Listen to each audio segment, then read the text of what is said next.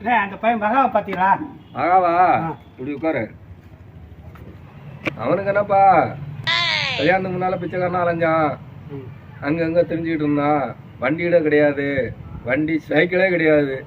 இன்னைக்கு கல்யாணம் முடிச்சான், வீட்டுல உட்காந்துட்டா திங்கான். அவனுக்கு என்ன, அவன் பொண்ணு எடுத்த இடம் அப்படியே நம்ம பொண்ணு எடுத்தா பிச்சைக்கார இடம். அதுக்கு என்னையா மாமனார் இருக்காரு, 3 மாமனார் இருக்காங்க. சின்ன மாமனாரு, பெரிய மாமனாரு, பொண்ணு கொடுத்த மாமனாரு, அத்தனை பேர் இருக்காங்க.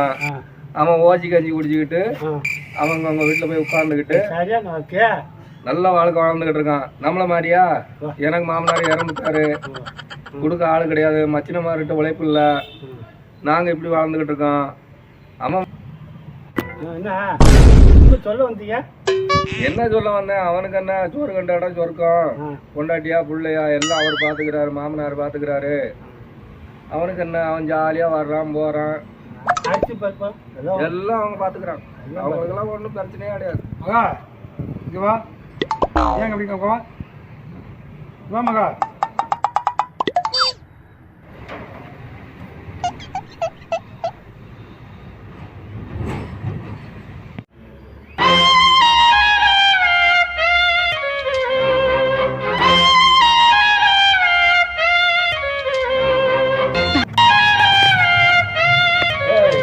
நீ ஏற்றி நடந்தாலே அவ்வளோ உயர்ந்தாருப்பா, நடுவே